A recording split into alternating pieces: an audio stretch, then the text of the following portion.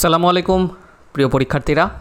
HSC পরীক্ষা শেষ হয়ে গেলে কিন্তু তোমাদের একদম ঘাড়ের উপর চেপে বসবে অ্যাডমিশন।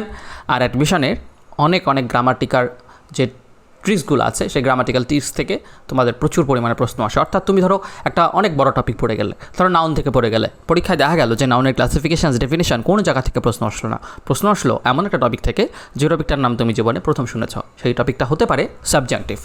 সাবজাংটিভ শব্দটা আমরা যদি বাংলা ব্যাকরণের সাথে কল্পনা করি বা তুলনা করি, তাহলে আমরা বাংলায় যেটাকে বলি অনুজ্ঞা, এটা গগ হবে, অনুঞ্জা হয়ে গেছে, আসলে হবে অনুজ্ঞা।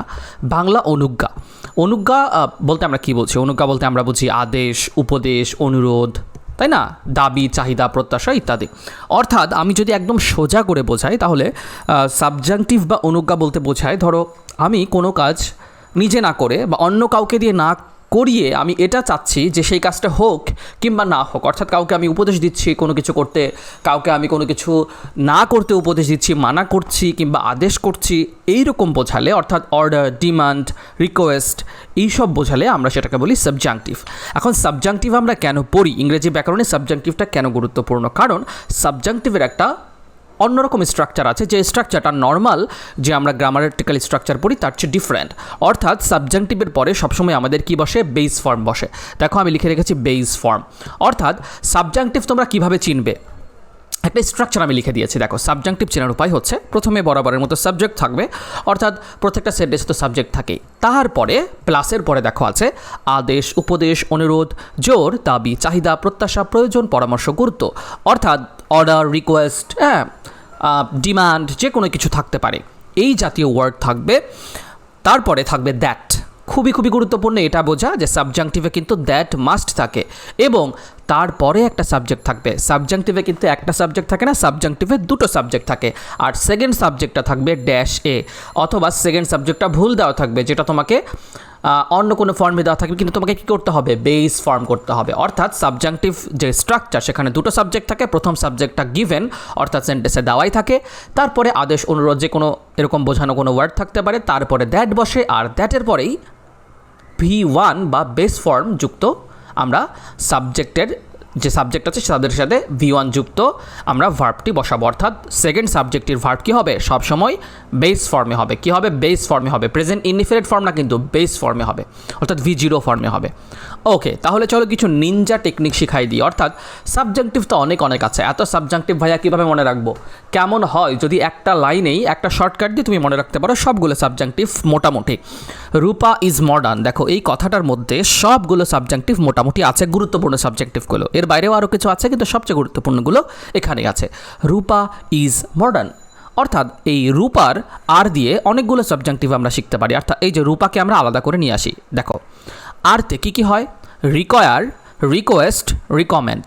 রিকোয়ার মানে কোনো কিছুর চাহিদা, রিকোয়েস্ট মানে অনুরোধ, রিকমেন্ড মানে কোনো কিছু তুমি কী করছো, কোনো কিছু বলছো যে এটা করলে ভালো হয়, কোনো কিছু রিকমেন্ড করছো মানে কোনো কিছু কাউকে নেওয়ার জন্য বা করার জন্য পরামর্শ দিচ্ছ। তাহলে আর দিয়ে হতে পারে রিকোয়ার, আমার সাথে মুখস্থ করে ফেলো, রিকোয়েস্ট, রিকমেন্ড। ইউ দিয়ে কী থাকতে পারে? ইউতে থাকতে পারে আর্জ, আর্জেন্ট। কী থাকতে পারে? Urge, urgent. আর্জ মানে চাহিদা, আর আর্জেন্ট মানে হচ্ছে কোনো কিছু খুব জরুরি, প্রয়োজনীয়। পিতে থাকতে পারে প্রেফার, প্রপোজ। প্রেফার মানে হচ্ছে কোনো কিছু তুমি বলছো যে এটা নেওয়া বেশি ভালো, অন্য কিছুর দুইটার কিছুর মধ্যে তুলনার মধ্যে তুমি যেটাকে অধিকন্তু পছন্দ বেশি করছো সেটাকে আমরা বলি প্রেফার। আর প্রপোজ মানে তো কোনো কিছু প্রস্তাব করা। এতে আস্ক আর অ্যাডভাইস। অর্থাৎ রূপা হয়ে গেল, আর ইউপিএ, এগুলোতে যে ওয়ার্ডগুলো হয় সেই ওয়ার্ডগুলো মুখস্থ করে ফেললেই আমাদের হয়ে যাবে।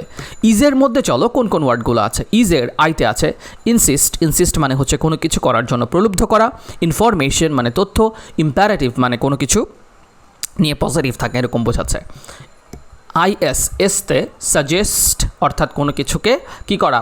পরামর্শ দেওয়া, স্টিপুলেট করা, বা কোনো কিছুর জন্য বলা যায় এটা ভালো, এরকম। Modern, MODERN, modern. মডার্ন এর এম দিয়ে থাকছে move, mandatory. Move mandatory. O দিয়ে থাকছে অর্ডার, অব্লিগেটরি। অব্লিগেটরি মানে বাধ্যতামূলক, অর্ডার মানে আদেশ। ডি দিয়ে থাকছে ডিমান্ড, ডিক্রি, আদেশ জারি করা বা কোনো কিছুর জন্য চাহিদা। ডিমান্ড মানে চাহিদা। ইতে এসেনশিয়াল, আর্থে রিকোয়েস্ট, এনতে নেসেসারি। অর্থাৎ রূপা ইজ মডার্ন পুরোটা আমাদের পড়া হয়ে গেল। আর এইখানে যা কিছু আছে সবগুলোই সাবজেক্টিভ। একটা জিনিস মনে রাখবে, এটা কিন্তু সাবজেক্টিভের আমি শর্টকাট শেখাচ্ছি, বিস্তারিত ক্লাসে আরও অনেক কিছু আছে। যেমন সাবজেক্টিভ নাউন হতে পারে, সাবজেক্টিভ ভার্ব হতে পারে, সাবজেক্টিভ, অ্যাডজেক্টিভ হতে পারে। অর্থাৎ সাবজেক্টিভের 3টা ফরম্যাট থাকতে পারে, সেগুলো আরও বিস্তারিত শিখবে আজকের ক্লাসে। জাস্ট আমি কিছু শর্টকাট নিনজা টেকনিক শেখাচ্ছি। তো চলো, সাবজেক্টিভ আমরা শিখে ফেললাম। কোনগুলো সাবজেক্টিভ হয়? এখানে মূলত বেশিরভাগ নাউন এবং ভার্ব আছে।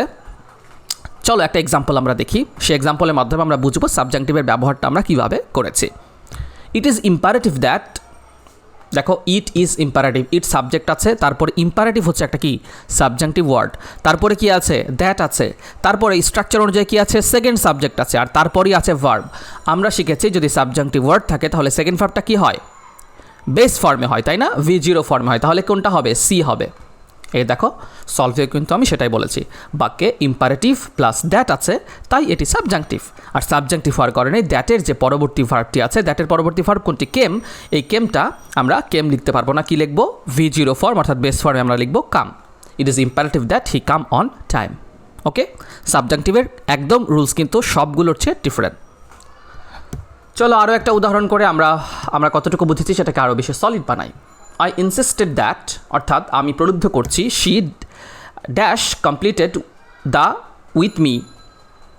দেখো ইনসিস্ট কোন ফর্ম? ইনসিস্ট কিন্তু একটা সাবজেক্টিভ। ইনসিস্ট কি একটা সাবজেক্টিভ। এটা কোন ফর্মে আছে? পাস্ট ফর্মে আছে, এটা দেখার কোনো দরকার নেই। এটা সাবজেক্টিভ আছে, তার সাথে দ্যাট আছে। তাহলে পরের সাবজেক্টের ভাব আমরা কি করব? V1 করব। কি করব? V1 করব। তাহলে অ্যান্সার কোনটা হবে? B, complete.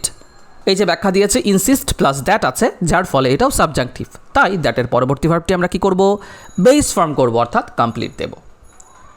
Number 3, last example. I prefer him, ব্র্যাকেটে আছে ডু দ্য ওয়ার্ক। প্রেফার কোন ফর্ম? প্রেফার কিন্তু একটা সাবজেক্টিভ ফর্ম, রূপাইজ মডার্নে মনে রাখতে হবে। অর্থাৎ প্রেফার প্লাস কি আছে?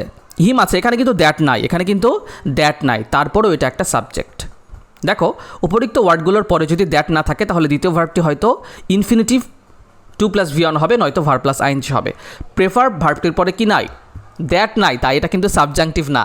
খেয়াল রাখতে হবে, এখানে কিন্তু প্রেফার ভার্বটির পরে আমি একটু কিন্তু তোমাদেরকে ট্রিক্স খাটিয়েছি, অর্থাৎ কী বলেছি, ইচ্ছে করে ভুল শিখিয়েছি। অর্থাৎ দেখবা যে প্রেফারের পরে আমাদের যদি দ্যাট না থাকে তাহলে সেটা সাবজেক্টিভ হবে না। অর্থাৎ সাবজেক্টিভ ওয়ার্ড থাকার পরে যদি দ্যাট না থাকে তাহলে সেটা কখনোই সাবজেক্টিভ না।